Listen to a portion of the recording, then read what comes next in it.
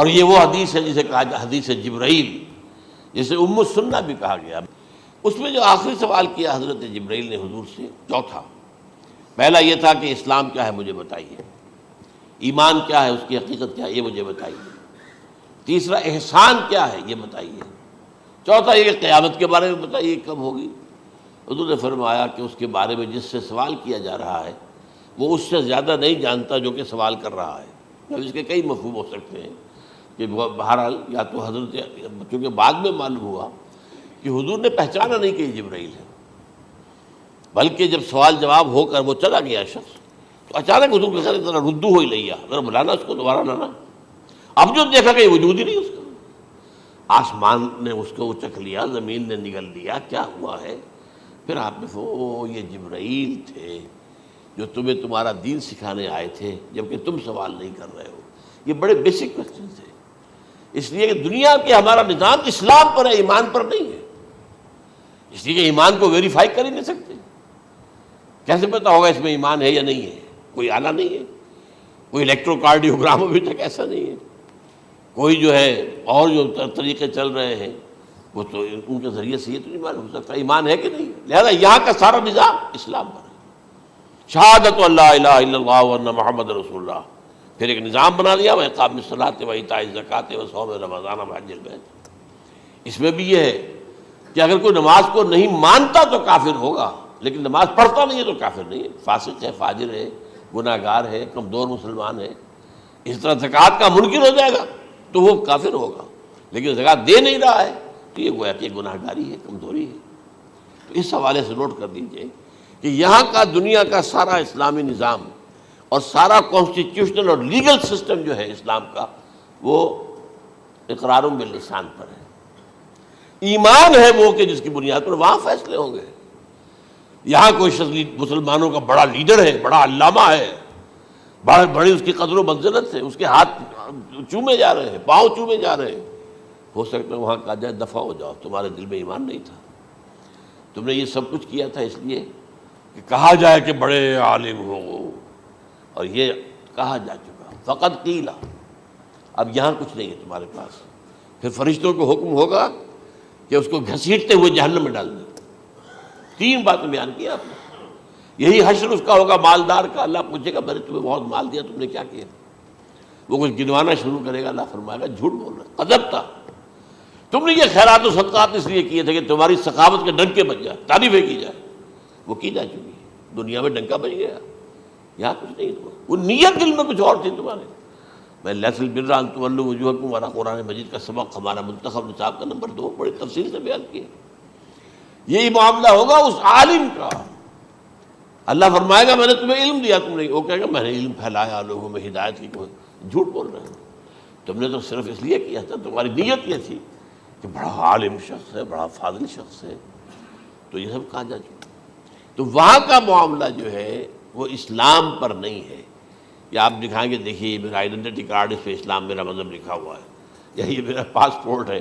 Identification کے لیے دنیا میں عام طور پر یہ چیزیں ہوتی ہیں، کوئی تعلق نہیں۔ آخرت کا معاملہ کسی اور شے پر ہے، وہ تو ایمان دل میں ہے، اور تمہارے تمام جو حرکات ہیں، اعمال ہیں، ان سب کے اندر جب تک کہ اصل جو قوت متحرکہ ہے وہ اللہ کی محبت نہ بن جائے، اخلاص للہ، بحب اللہ للہ، اور یہ کہ یہ تمام چیزیں جیسا کہ فرمایا، ایک حدیث بڑی پیاری ہے، ایمان کی تکمیل کی علامت کیا ہے؟ فرمایا من احب للہ وابغض للہ ومنع للہ واعطى للہ فقد استکمل الایمان۔ جس شخص نے محبت جس سے بھی کی، اللہ کے لیے کی، اپنے مفادات کے لیے نہیں، رشتہ داری کی بنیاد پر نہیں، محبت اوپر ہو جائے، رشتہ دار کا حق ہے دو، بیوی کے حقوق ہیں دو، لیکن محبت یہ اللہ کے لیے ہو کہ فلاں شخص سے مجھے محبت اللہ کے لیے، اور اگر نفرت رکھی تو اللہ کی وجہ سے رکھی، اس لیے رکھی کہ وہ اللہ کے دین سے دور ہے، وہ اللہ کے راستے پر نہیں آ رہا ہے، وہ فسق و فجور کی جو ہے زندگی کو آ رہا۔ اس میں بھی یہ ہے کہ یہ نہیں ہے تعلق قطع کر لو، تعلق قطع کرو گے تو تبلیغ اور اصلاح کا موقع کہاں رہے گا، لیکن دلی محبت نہیں ہوگی اس تو اگر محبت ہے تو اللہ کے لیے، اور نفرت ہے تو اللہ کے لیے، اور کسی کو کچھ دیا ہے تو اس لیے کہ اللہ کا حکم ہے کہ دوں، اور کسی سے کچھ روکا ہے تو اس لیے کہ اللہ کا حکم ہے کہ روکوں، اس کو نہیں دینا ہے۔ فقد استکمل الایمان، تو اس شخص نے ایمان کی تکمیل کر لی۔ یہ ہے اصل جو ڈیسائیڈنگ فیکٹر ہے، وہ یہ ہے۔ اور اس ایمان کی پہلی علامت کیا ہے؟ کیسے معلوم ہو میرے اندر ایمان ہے؟ پہلی علامت سب سے کم تر درجے کا ایمان، اس میں فرمایا گیا اذا اساءت کا سیئۃ وحسنت کا حسنۃ فانت مومن، اگر کوئی اچھا کام کر کے خوشی ہو اور کوئی برا کام ہو جائے تو ملامت ہو، یہ کیا کر بیٹھا، یہ میں نے کیا کیا ہے، یہ مجھے نہیں کرنا چاہیے تھا۔ یہ اگر احساس ہے نیکی اور بدی کا تو تمہارے اندر ایمان ہے۔ یہ ایمان ہے ادنا درجے کا، اور وہ ایمان محب للہ ہے، وابغض للہ ہے، واعطى للہ ہے، ومنع للہ ہے، فقد استکمل الایمان۔ اچھا، یہ جو متفق علیہ حدیث ہے جو حضرت جبرائیل کی ہے، اس میں پھر انہوں نے کہا کہ اچھا اگر آپ مجھے یہ کب ہوگی قیامت نہیں بتا سکتے تو اس کی کچھ علامتیں بتائیے۔ یہ بڑی عظیم تر، کیونکہ یہ تو تمام احادیث کے اندر میں نے عرض کیا نا کہ سب سے زیادہ صحابہ سے منقول ہے، اور آپ نے فرمایا کہ جب لونڈی اپنی مالکہ کو جنے گی اور تم دیکھو گے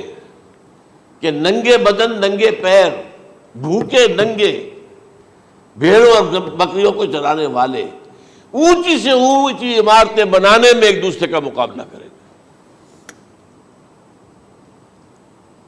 اذا تلد الامۃ ربتها، کیا بات ہے، یہ خاص الفاظ کیوں کہے گئے؟ اولاد والدین کے سامنے دب کر رہتی تھی، کبھی سینہ تان کر بات نہیں کرتے تھے۔ ٹھیک ہے، کوئی بات آپ مان نہیں سکتے، ابا جان یہ بات تو میں نہیں کر سکتا، یا فرض کیجئے کہ وہ آپ کو کسی نیکی سے روک رہے ہیں، کہ دینی کام سے روک رہے ہیں، ابا جان یہ تو میں نہیں کروں گا، یہ تو دین کا فرض ہے، یہ کہیں آپ، اور ڈٹ کر کہیں اور جمیں اس پر، لیکن یہ کہ کوئی سرکشی کا انداز نہ ہو،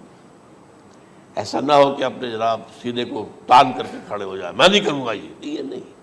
یہ غلط ہو جائے۔ اچھا، اولاد میں بیٹی جو ہوتی تھی وہ زیادہ سبارڈینیٹ، سبمسیو، بات ماننے والی، کہیں بھی سر اونچا نہ کرنے والی،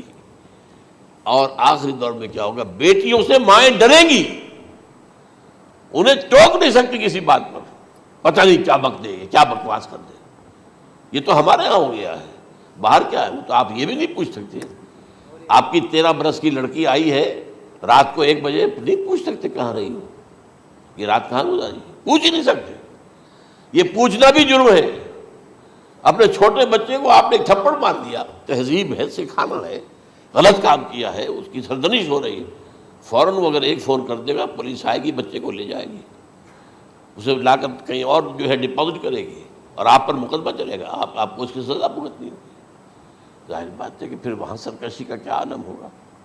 پھر اولاد کہاں سر جھکائے گی، کس درجے میں جھکائے گی، اس کی تربیت عثمانی ہوئی نہیں۔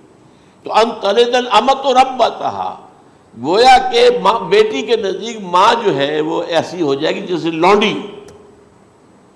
گویا کہ لونڈی نے ایک اپنی مالکہ کو جنم دیا ہے، بیٹی مالکہ بن جائے گی اور ماں جو ہے لونڈی بن جائے گی، اور دولت کی ریل پیل کا ابھرتا دکان، یہ جو بھوکے ننگے اور مفلس، کیا حال تھا 100 برس پہلے، انہیں کھانے کو کچھ نہیں ملتا تھا۔ یہ مشرقی ساحل پر تھے، یہ سوائے یہ کہ مچھلیاں پکڑ لی، اللہ خیر اللہ، وہ کھا لی، یا کہیں ان کو بیچ دیا، کوئی بنڈی لگ گئی، بنڈی لگ جاتی تھی وہاں، اور کیا تھا۔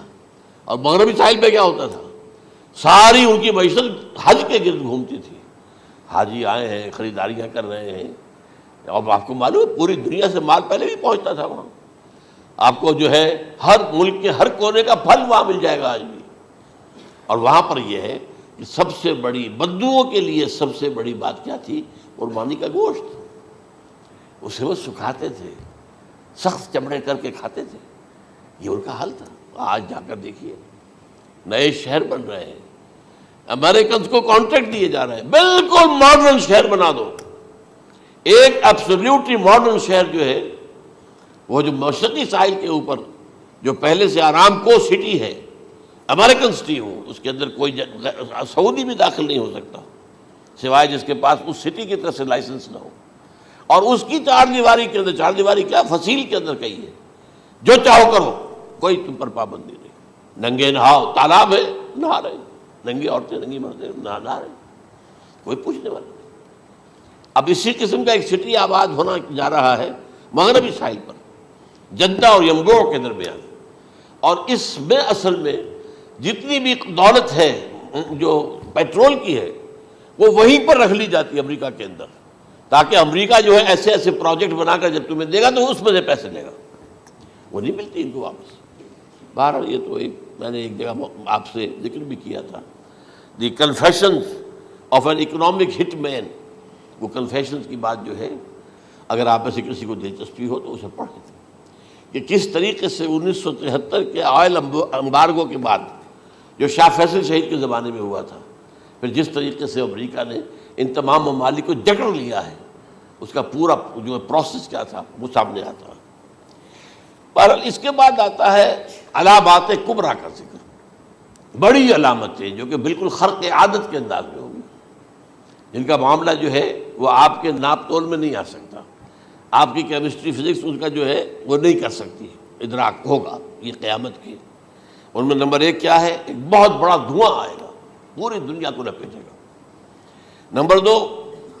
دجال کا ظہور ہوگا، جو اپنی خدائی کا دعویٰ لے کر آئے گا اور بنوائے گا، اس کے ہاتھ میں ہو جائیں گے، قبضے میں ہو جائیں گے سارے ذرائع پیداوار کے، اس کی طرف بھی پہلا قدم اٹھ چکا ہو، ٹرپس کے نام سے معاہدہ ہو چکا ہے، کوئی ملک اپنا بیج پیدا نہیں کر سکتا، یہ بیج ہم نے ڈیولپ کیے ہیں، ان کے ڈیولپمنٹ سے پہلے تم ایک ایکڑ سے کتنی گندم لیتے تھے، آج کتنی لے رہے ہو؟ کس بنا پر؟ جینیٹکس کا جو کام ہم نے کیا ہے اس کی بنا پر ہو رہا، ہاں تو ہمارا حق ہے، اس کی رائلٹی ہمارے پاس آنی چاہیے، لہذا صرف ان اداروں سے، ملٹی نیشنل سے خریدا جائے گا بیج، اور بیج بھی وہ دیں گے وہ کہ جس سے جو فصل اگے گی وہ بیج نہیں لا سکتی، وہ بیج کا کام نہیں کر سکتی۔ جیسے آپ کو معلوم ہے کہ آپ کے ہاں جو گوشت کھایا جاتا ہے مرغے کا، تو مرغا وہ جو ہے اس میں مرغا ہو یا مرغی ہو، اس کے اندر کوئی وہ کیفیت ہی نہیں ہے، ان کے انڈے جو ہے ان سے آپ بچے حاصل نہیں کر سکتے، ہے تو انڈا، دیکھنے کو تو انڈا ہے لیکن وہ بنڈا جو ہے اس سے بچہ تو نہیں حاصل کر سکتے۔ ایسے ہی وہ گندم کا بیج لیں گے، نظر آئے گی گندم، لیکن اس کے اندر وہ صلاحیت نہیں ہے کہ اس سے جو فصل اگے گی اس کا نتیجہ جو ہے وہ بھی آپ لے سکیں۔ یہ ہونا ہے، اللہ جانے، قدم اٹھ رہے ہیں ادھر۔ پھر یہ ہے کہ دابۃ الارض، زمین سے ایک حیوان نمودار ہوگا، زمین شق ہوگی۔ ابھی میں کہہ رہا ہوں خرق عادت ہے، یہ چیزیں وہ نہیں ہیں جو ہماری کسی حساب کتاب میں جو باتیں پہلے آئی ہیں وہ تو حساب کتاب میں آ رہی ہیں، ساری سمجھ میں آ رہی ہیں، ساری چیزیں مشاہدہ ان کا ہو رہا ہے، لیکن یہ ہے کہ دابۃ الارض، یہ کہتے ہیں کہ کوہ صفا، اس میں تو نہیں ہے حدیث میں، کوہ صفا پھٹے گا اور اس میں سے ایک حیوان دابہ وہ ظاہر ہوگا، تو اسی لیے فرمایا ہے وَإِذَا وَقَعَ الْقَوْلُ عَلَيْهِمْ أَخْرَجْنَا لَهُمْ دَابَّةً مِّنَ الْأَرْضِ تُكَلِّمُهُمْ، تو ہم اندر سے پیٹ کے چیر کر زمین کے پیٹ کو ایک حیوان کو برآمد کریں گے جو انسانوں سے بات کرے گا، گفتگو کرے گا۔ نمبر 4، طلوع الشمس من المغرب، یہ بھی خرق عادت، سورج تو طلوع ہوتا ہے مشرق سے، غروب ہوتا ہے مغرب میں، لیکن اس وقت معاملہ الٹا ہو جائے گا، یعنی جو کائنات کے اندر جو گڑبڑ ہوگی کچھ سمجھ میں بات آتی ہے کہ یہ معاملہ جو ہے یہ تو اس پورے سولر سسٹم کو اگر بدل دیتے ہیں تو مشرق مغرب ہو جانا، مغرب مشرق ہو جانا، یہ سمجھ میں آنے والی بات ہے۔ اس کے بعد ہے عیسیٰ ابن مریم کا نزول، جس کے بارے میں آج میں نے گفتگو کی ہے تفصیل سے۔ یہ نزول ہونا ہے، یہ علامات قیامت میں سے حضور نے بیان فرمایا ہے، اور قرآن مجید کی جو اصطلاحات ہیں اس کے حوالے سے میں نص قطعی جو ہے وہ میں آپ کے سامنے رکھ چکا ہوں۔ پھر یاجوج ماجوج کا ایک معاملہ ہے، یہ میں ابھی اس وقت زیادہ اس پر بات نہیں کر سکتا۔ حضرت عیسیٰ علیہ السلام کے نزول کے بعد دو کام ہوں گے، یہودیوں کا قلع قمع ختم، تمام یہود، ایک کام تو یہ ہونا ہے،